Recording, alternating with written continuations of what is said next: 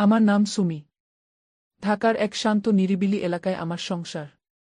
আমার ছেলে আরমান একটি বড় মাল্টিন্যাশনাল কোম্পানির ম্যানেজার। ছেলে হিসেবে সে খুব ভালো, কিন্তু সমস্যা একটাই, তার মাথার উপর সবসময় কাজের পাহাড় চেপে থাকে।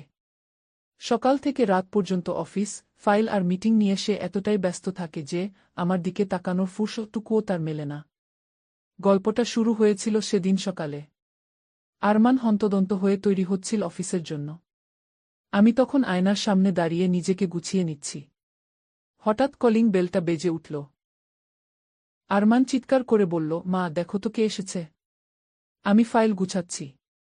দরজা খুলতেই দেখি এক সুদর্শন যুবক দাঁড়িয়ে, হাতে একটা মোটা ফাইল। বিনয়ী গলায় বলল, শুভ সকাল ম্যাম। আমি আরমান স্যারের অফিসের জুনিয়র অ্যাসিস্ট্যান্ট, আমার নাম সাজিদ। স্যারকে এই ফাইলটা সই করানোর জন্য খুব জরুরি দরকার ছিল, তাই সকালেই চলে এলাম। আমি তাকে ভেতরে ড্রয়িং রুমে বসতে বললাম। আরমান ড্রয়িং রুমে এসে ফাইলটা চেক করতে করতে সাজিদের খুব প্রশংসা করল।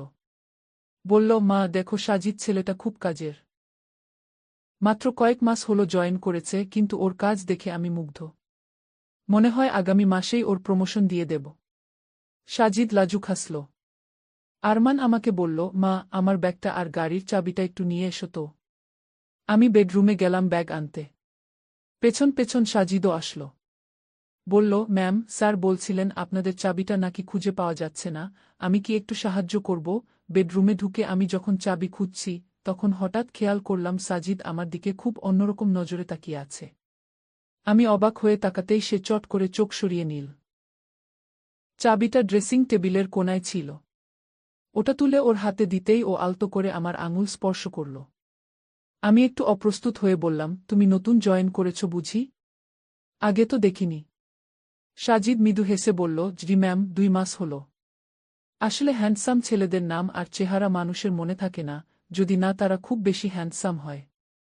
ওর কথা বলার ধরনটা খুব অদ্ভুত, কেমন যেন একটা ঘনিষ্ঠ হওয়ার চেষ্টা। ও আবার বলল, ম্যাম, একটা কথা বলবো? কিছু মনে করবেন না তো? আমি জিজ্ঞাসু দৃষ্টিতে তাকালাম।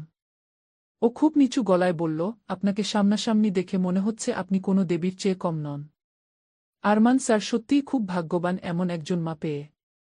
কথাটা শুনে আমার বুকটা একটু কেঁপে উঠল। আরমান কখনো এভাবে আমার প্রশংসা করে না। সাজিদ বিদায় নেওয়ার সময় আরমান ওকে বলল, সাজিদ, শোনো, দুপুরে লাঞ্চের সময় মা টিফিন রেডি রাখবে, তুমি একবার এসে নিয়ে যেও। আজ আমরা অফিসে একসাথে লাঞ্চ করব। সাজিদ হাসি মুখে রাজি হয়ে চলে গেল। দুপুরবেলা। বাইরের আকাশটা একটু মেঘলা। আমি সাজিদের জন্য অপেক্ষা করছিলাম। কলিং বেল বাজতেই দরজা খুললাম। সাজিদ দরজার বাইরে দাঁড়িয়ে নেই, সোজা ভেতরে ঢুকে পড়ল। আমি বললাম, সাজিদ, তুমি এখানে দাঁড়াও, আমি কিচেন থেকে টিফিনটা নিয়ে আসছি। ও ড্রয়িং রুমের আসবাবপত্র দেখতে বলতে বলল, ঘরটা খুব সুন্দর সাজিয়েছেন ম্যাম। একদম আপনার মনের মতো। আমি ভেতর থেকে বললাম, চা খাবে নাকি কফি? সাজিদ কিচেনের দরজার কাছে এসে দাঁড়িয়ে বলল, কিছুই লাগবে না ম্যাম। আপনাকে একটু কাছ থেকে দেখতে পেলেই আমার সব ক্লান্তি দূর হয়ে যাবে। ওর এই সরাসরি কথাগুলো আমাকে একই সাথে ভয় আর এক অদ্ভুত আবেগের দিকে ঠেলে দিচ্ছিল। আমি টিফিন বক্সটা ওর হাতে দিতে গিয়ে আবার আমাদের হাত ছোঁয়া লাগল। ও হাতটা সরাল না, বরং গভীর চোখে আমার দিকে তাকিয়ে রইল। বলল, আপনার বিয়ে কি খুব অল্প বয়সে হয়েছিল? মানে আপনাকে দেখে মনে হয় না যে আপনার ছেলে এত বড়। আমি লজ্জা পেয়ে বললাম, তাও তো অনেক বছর হলো। কেন বলো তো? সাজিদ এক ধাপ এগিয়ে এসে বলল, কারণ আপনার মতো এত মমতাময়ী আর সুন্দরী নারী এই একা বাড়িতে বন্দী হয়ে থাকার জন্য জন্মায়নি। আপনার জন্য তো রাজপ্রাসাদ হওয়া উচিত ছিল। আমি নিজেকে একটু সামলে নিয়ে বললাম, সাজিদ, দেরি হয়ে যাচ্ছে। আরমান তোমার জন্য অপেক্ষা করছে। সাজিদ যাওয়ার আগে দরজার কাছে দাঁড়িয়ে বলল, ম্যাম, স্যার যদি রোজ আমাকে টিফিন নিতে পাঠান, আমি আসব। আপনার সাথে কথা বলে আমার খুব ভালো লাগে। আমাদের কি ভালো বন্ধুত্ব হতে পারে? আমি হাসলাম। বললাম, বন্ধু হতে তো দোষ নেই। সাবধানে যেও। রাতে আরমান ঘরে ফেরার পর আমি ওর সাথে একটু সময় কাটাতে চেয়েছিলাম, কিন্তু যথারীতি সে ল্যাপটপ নিয়ে বসে পড়ল। আমি পাশে গিয়ে বসলাম। বললাম, আরমান, একটু কথা বলো না আমার সাথে? সারাদিন তো অফিসেই থাকো। আরমান বিরক্ত হয়ে বলল, মা, দেখছো না কত কাজ? এই প্রজেক্টটা শেষ না করলে সমস্যা হবে। যাও তো, ঘুমানোর চেষ্টা করো। আমার খুব কান্না পাচ্ছিল। যে ছেলেটা আমার প্রতি কোনো গুরুত্ব দেয় না, আমার অনুভূতির মূল্য দেয় না, তার জন্য সারাদিন অপেক্ষা করাটা মাঝে মাঝে খুব যন্ত্রণার মনে হয়। ঠিক তখনই আমার সাজিদের কথা মনে পড়ল। ওর চোখে আমি যে সম্মান আর গভীর টান দেখেছিলাম, তা আরমানের চোখে কোনোদিন দেখিনি।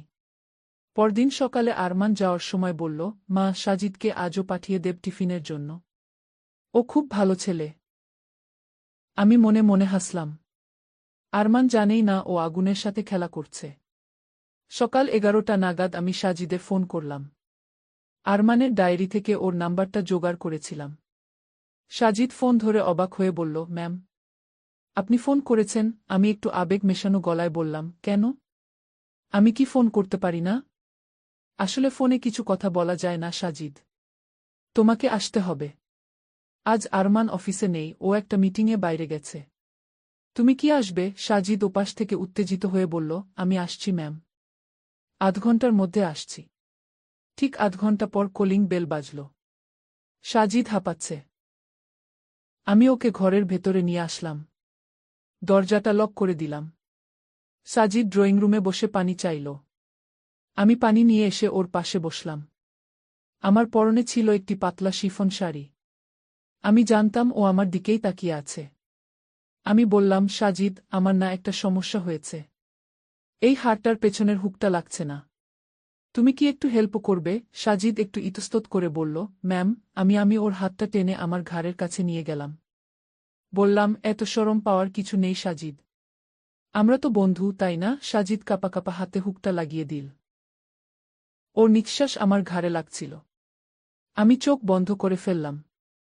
ও নিচু গলায় বলল, সুমি ম্যাম, আপনি এত মোহময়ী কেন? আমি ওর দিকে ঘুরে তাকালাম। আমাদের দূরত্ব তখন মাত্র কয়েক ইঞ্চির। হঠাৎ ঘরের আলোটা দপ করে নিভে গেল। লোডশেডিং। অন্ধকার ঘরে শুধু জানলা দিয়ে আসা হালকা আলো। সাজিদ আমার হাতটা শক্ত করে ধরল। বলল, সুমি ম্যাম, আমি তোমাকে প্রথম দিন দেখেই তোমার ভক্ত হয়ে গেছি। আমি জানি এটা ঠিক নয়, কিন্তু আমি নিজেকে সামলাতে পারছি না। ঠিক সেই মুহূর্তে আমার ফোনের রিংটোন বেজে উঠল। আরমানের ফোন। আমি কাঁপা কাঁপা হাতে ফোনটা ধরলাম। ওপাশ থেকে আরমানের গলা একদম অন্যরকম। আতঙ্কিত, ভয়ার্ত। আরমান বলল, মা। মা, শুনতে পাচ্ছ? একটা ভয়ঙ্কর খবর আছে। আমি বললাম, কি হয়েছে আরমান? এত উত্তেজিত কেন? আরমান যা বলল তা শোনার পর আমার পায়ের তলা থেকে মাটি সরে গেল। আরমান চিৎকার করে কাঁদছে আর বলছে, মা, আমাদের অফিসের সেই ছেলেটা সাজিদ। সাজিদ আজ ভোরে এক ভয়াবহ সড়ক দুর্ঘটনায় মারা গেছে। আমি মাত্রই হাসপাতাল থেকে আসছি। ওর লাশটা চেনার উপায় নেই। ওর পকেটে আমাদের অফিসের আইডি কার্ড ছিল, তাই চিনতে পারলাম। আমার হাত থেকে ফোনটা পড়ে গেল। সারা শরীর বরফের মতো ঠান্ডা হয়ে গেল। যদি সাজিদ ভোরেই মারা গিয়ে থাকে, তবে আমার সামনে অন্ধকারে দাঁড়িয়ে থাকা এই মানুষটাকে? আমি ধীরু পায়ে পেছনের দিকে সরতে লাগলাম। অন্ধকারে সাজিদের অবয়বটা দেখা যাচ্ছে। সে ধীর গলায় বলল, ম্যাম, টিফিনটা কি রেডি হয়েছে? আমার খুব খিদে পেয়েছে, আমার পুরো শরীর অবশ হয়ে আসছে। ফোনের ওপাশে আরমানের কান্নার আওয়াজ আর আমার সামনে অন্ধকারের মধ্যে দাঁড়িয়ে থাকা সাজিদের অবয়ব, এই দুইয়ের মাঝে আমি যেন এক জীবন্ত লাশে পরিণত হলাম। আরমান বলল, সাজিদ ভোরে মারা গেছে। কিন্তু এইমাত্র সাজিদ আমার গলার হুক লাগিয়ে দিল, আমার হাত ধরল। তার হাতের স্পর্শ তো বরফ শীতল ছিল না, বরং ছিল টকবগে রক্তমাংসের মানুষের মতো উষ্ণ। তবে কি আরমান ভুল দেখছে? নাকি আমার সামনে দাঁড়িয়ে থাকা এই ছায়াটা কোনো অশরীরী আত্মা? আমি দেয়াল ঘেঁষে পিছিয়ে যেতে লাগলাম। ঘাম দিয়ে আমার কাপড় ভিজে যাচ্ছে। সাজিদ অন্ধকারের মধ্যেই এক পা এগিয়ে এলো। ওর কণ্ঠস্বর এখন আগের চেয়েও বেশি ভারী শোনাল। ও আবার বলল, ম্যাম, টিফিনটা কি দেবেন না? আমি খুব ক্ষুধার্ত। আমি কোনমতে কাঁপা কাঁপা গলায় বললাম, সাজিদ, তুমি তুমি কি সত্যি সাজিদ? ও একটু হাসল। সেই হাসিটা এই অন্ধকারে বড্ড অদ্ভুত শোনাল। ও বলল, কেন ম্যাম? আপনি কি অন্য কাউকে আশা করেছিলেন? আমি তো আপনার সেই সাজিদ, যাকে আপনি আজ সকালে ফোন করে ডেকেছিলেন। যাকে আপনি বলেছিলেন আরমান সাহেব ঘরে নেই। আমি তো আপনার কথা রাখতেই এসেছি। ঠিক এই সময় ড্রয়িং রুমের কোনায় রাখা মোমবাতিটা আমি জ্বালাতে গেলাম, কিন্তু আমার হাত কাঁপছিল। দিয়াশলাইয়ের কাঠিটা বারবার নিভে যাচ্ছে। শেষমেশ যখন মোমবাতিটা জ্বলল, আমি ভয়ে চিৎকার করে উঠলাম। মোমের আলোয় আমি দেখলাম সাজিদের কপালে একটা গভীর ক্ষত, সেখান থেকে চুইয়ে চুইয়ে রক্ত পড়ছে। ওর সাদা শার্টের একপাশ রক্তে ভেজা। কিন্তু আশ্চর্যের বিষয় হল, ও স্বাভাবিকভাবে নড়াচড়া করছে। আমি চিৎকার করে বললাম, তুমি চলে যাও।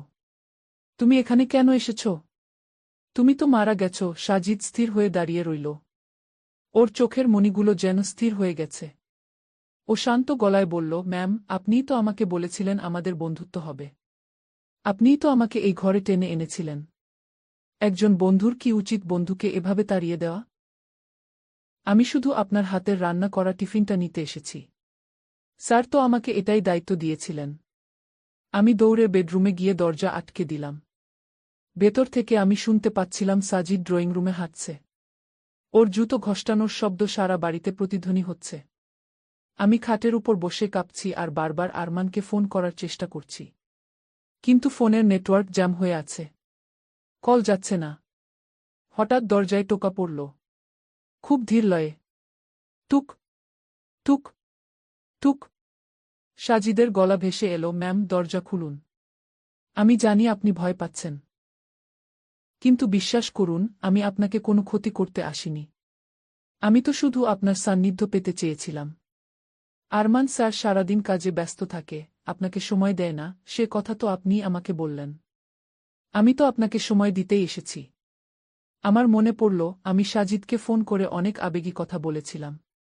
আরমানের অবহেলার কথা বলেছিলাম। সেই দুর্বল মুহূর্তগুলোই যেন আজকাল হয়ে আমার সামনে দাঁড়িয়েছে। আমি ডুকরে কেঁপে উঠলাম। মনে মনে প্রার্থনা করতে লাগলাম আরমান যেন দ্রুত ফিরে আসে। প্রায় 1 ঘন্টা পর কলিং বেলটা আবার বেজে উঠল। এবার খুব জোরে জোরে। আরমানের চিৎকার শোনা যাচ্ছে, মা, মা, দরজা খোলো। পুলিশ আসছে আমার সাথে। আমি পাগলের মতো দৌড়ে গিয়ে বেডরুমের দরজা খুললাম। ড্রয়িং রুম একদম ফাঁকা। সাজিদ নেই। মোমবাতিটা নিভে মেঝেতে পড়ে আছে। আমি প্রধান দরজা খুলতেই আরমান আর 2 জন পুলিশ অফিসারকে ভেতরে আসতে দেখলাম। আরমান আমাকে জড়িয়ে ধরল। সে কাঁপছিল। আরমান বলল, মা, তুমি ঠিক আছো তো? আমি অফিসে ফিরেই শুনলাম সাজিদের অ্যাক্সিডেন্ট হয়েছে। আমি নিজে মর্গে গিয়ে ওর ডেড বডি দেখে এসেছি। কিন্তু আমার কেন জানি মনে হলো তোমার এখানে কিছু একটা হয়েছে। সাজিদ মারা যাওয়ার আগে ওর ফোন থেকে শেষ কলটা তোমাকে করা হয়েছিল। পুলিশ অফিসার আমাকে জিজ্ঞেস করলেন, ম্যাম, সাজিদ কি এখানে এসেছিল? আমি কথা বলতে পারছিলাম না। শুধু কিচেনের দিকে আঙুল দেখালাম। আমরা সবাই কিচেনে গেলাম। সেখানে গিয়ে যা দেখলাম তাতে উপস্থিত সবার রক্ত হিম হয়ে গেল। কিচেনের টেবিলে সাজানো টিফিন বক্সটা খোলা। আর তার পাশে পড়ে আছে সাজিদের সেই আইডি কার্ডটা, যেটা আরমান বলল মর্গে দেখে এসেছে। সবচেয়ে শকিং বিষয় হল, টিফিন বক্সের সব খাবার উধাও, শুধু সেখানে কিছু তাজা রক্ত লেগে আছে। পুলিশ অফিসার কার্ডটা তুলে নিয়ে বললেন, এটা অসম্ভব। এই কার্ডটা তো আলামত হিসেবে পুলিশের হেফাজতে থাকার কথা। এটা এখানে আসলো কিভাবে? আরমান আমাকে বেডরুমে নিয়ে গেল। আমি ওকে সব খুলে বললাম। সাজিদ কিভাবে আসলো, কিভাবে আমার হুক লাগিয়ে দিল, কিভাবে কথা বলল, সব। আরমান হতভম্ব হয়ে শুনল। সে বিশ্বাস করতে পারছিল না যে তার অতি বিশ্বস্ত কর্মচারী মৃত্যুর পরেও এভাবে ফিরে আসবে। পরদিন সাজিদের দাফন সম্পন্ন হল। আমরা ভেবেছিলাম সব শেষ। কিন্তু আসল আতঙ্ক শুরু হল তার পরদিন রাত থেকে। রাত ঠিক 2টা। আমি আর আরমান ঘুমিয়ে আছি। হঠাৎ ড্রয়িং রুমে কারো হাঁটার শব্দ পেলাম। আমি আরমানকে জাগালাম। আমরা দুজনে মিলে ড্রয়িং রুমে গেলাম। আলো জ্বালানোর পর দেখলাম সোফায় সাজিদ বসে আছে। একদম রক্তমাখা অবস্থায় নয়, বরং প্রথম দিন যখন ও এসেছিল সেই ফিটফাট সাজে। আরমান চিৎকার করে উঠল, সাজিদ, তুমি তো মারা গেছ। তুমি এখানে কি করছো? সাজিদ উঠে দাঁড়াল। ও আরমানের দিকে তাকিয়ে খুব করুণ গলায় বলল, স্যার, আমি আপনার ক্ষতি করতে আসিনি। কিন্তু আমি এই পৃথিবী থেকে যেতে পারছি না। আমার একটা কাজ বাকি রয়ে গেছে। আরমান কাঁপতে কাঁপতে বলল, কি কাজ? আমরা তোমার জন্য কি করতে পারি? সাজিদ এবার আমার দিকে তাকালো। ওর চোখে সেই একই রকম টান যা আমি প্রথম দিন দেখেছিলাম। ও বলল, স্যার, সুমি ম্যাম আমাকে কথা দিয়েছিলেন আমরা বন্ধু হব। তিনি আমাকে ফোন করে ডেকেছিলেন। কিন্তু আমি পৌঁছানোর আগেই অ্যাক্সিডেন্ট হয়ে গেল। আমার অতৃপ্ত আত্মা শুধু একটা কথা জানতে চায়, ম্যাম কি সত্যিই আমাকে স্নেহ করেন, নাকি শুধু স্যারকে ঈর্ষান্বিত করার জন্য আমাকে ব্যবহার করেছিলেন? আমি স্তব্ধ হয়ে দাঁড়িয়ে রইলাম। আমার এক মুহূর্তের ভুল বা এক মুহূর্তের অভিমান আজ এক মৃত মানুষকে কবরে শান্তিতে ঘুমাতে দিচ্ছে না। আমি বুঝতে পারলাম, আমার আর সাজিদের সেই ফোনালাপ আর আমার ব্যবহার ওর মনে এক গভীর মোহের জন্ম দিয়েছিল। আরমান আমার দিকে তাকাল। ওর চোখে অনেক প্রশ্ন। আমি কাঁদছি। আমি সাজিদের সামনে গিয়ে দাঁড়ালাম। বললাম, সাজিদ, আমাকে ক্ষমা করে দাও। আমি তখন খুব একা ছিলাম, আরমান আমাকে সময় দিচ্ছিল না বলে আমি রাগের মাথায় তোমাকে ফোন করেছিলাম। আমি তোমাকে মন থেকে গুরুত্ব দিইনি, আমি শুধু চেয়েছিলাম আরমান যেন বুঝতে পারে আমাকে অন্য কেউ গুরুত্ব দেয়। আমি তোমাকে ব্যবহার করেছি সাজিদ। প্লিজ আমাকে মাফ করো। সাজিদ আমার কথা শুনে স্থির হয়ে দাঁড়িয়ে রইল। ওর চেহারাটা মুহূর্তের মধ্যে বদলে যেতে শুরু করল। সেই আগের সুদর্শন সাজিদ থেকে ও ধীরে ধীরে কুঁচকে যাওয়া এক বিভৎস অবয়বে পরিণত হল। ওর ক্ষতগুলো থেকে আবার রক্ত পড়তে শুরু করল। ও আর্তনাদ করে বলল, ব্যবহার? আপনারা জীবিত মানুষেরা কত সহজেই আমাদের আবেগ নিয়ে খেলেন। আপনি আমাকে ডাকলেন বলেই আমি ঝড়ের বেগে বাইক চালিয়ে আসছিলাম, আর সেই তাড়াহুড়োতেই ট্রাকের নিচে পড়ে আমার জীবনটা শেষ হয়ে গেল। আমি তো আপনার জন্য মরলাম সুমি ম্যাম। পুরো ঘরটা কাঁপতে শুরু করল। জানলার কাচগুলো ভেঙে পড়ল। আরমান আমাকে জড়িয়ে ধরে মেঝেতে বসে পড়ল।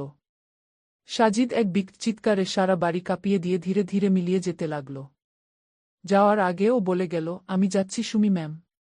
কিন্তু মনে রাখবেন, আপনি যে পাপ করেছেন তার শাস্তি আপনাকে এই জীবনেই পেতে হবে। আপনি আর কোনোদিন শান্তিতে ঘুমাতে পারবেন না। ঘরটা শান্ত হয়ে গেল। আরমান আর আমি সারারাত ড্রয়িং রুমের মেঝেতে বসে রইলাম। পরের দিন আমরা সেই বাড়ি ছেড়ে চলে গেলাম। কিন্তু সাজিদের সেই কথাগুলো সত্যি হয়ে দাঁড়াল। আজ 5 বছর পার হয়ে গেছে। আমি আর আরমান এখন অন্য এক শহরে থাকি। আমাদের একটা ছোট্ট নাতি আছে। কিন্তু এখনও প্রতি রাতে ঠিক 2টার সময় আমার মনে হয় দরজার বাইরে কেউ দাঁড়িয়ে আছে। কেউ একজন ধীর গলায় বলে ওঠে, ম্যাম, টিফিনটা কি রেডি হয়েছে? আরমান এখন আমাকে অনেক সময় দেয়। সে অফিস থেকে তাড়াতাড়ি ফেরে। আমরা সুখী হওয়ার আপ্রাণ চেষ্টা করি। কিন্তু আমাদের দুজনের মাঝখানে সবসময় এক অদৃশ্য দেয়াল হয়ে দাঁড়িয়ে থাকে সাজিদ। আরমানের চোখে তাকালে আমি সেই মৃত সাজিদের ছায়া দেখি। আর আমি যখন আয়নার সামনে দাঁড়াই, আমার মনে হয় পেছনের হুকটা কেউ একজন লাগিয়ে দিচ্ছে, যার হাত বরফের মতো ঠান্ডা নয়, বরং আগুনের মতো গরম। মানুষ মরে যায়, কিন্তু তার অতৃপ্ত বাসনা আর আমাদের ভুলগুলো মরে না। সেগুলো ছায়া হয়ে আমাদের পিছু ধাওয়া করে আজীবন। আমি সুমি, আজও সেই অভিশপ্ত দুপুরের ভুলের মাসুল দিয়ে যাচ্ছি। আমার রূপ, আমার অভিমান আর আমার এক মুহূর্তের শয়তানি বুদ্ধি একটা তরতাজা প্রাণ কেড়ে নিয়েছে। এই অপরাধবোধ থেকে আমার কোনো মুক্তি নেই। এখন আমি একা ঘরে বসে জানালা দিয়ে বাইরের অন্ধকারের দিকে তাকিয়ে থাকি। আমি জানি সাজিদ কোথাও নেই, আবার সাজিদ সবখানেই আছে। ও হয়তো অপেক্ষা করছে আমার এই জীবনের শেষ নিঃশ্বাসটুকু পর্যন্ত।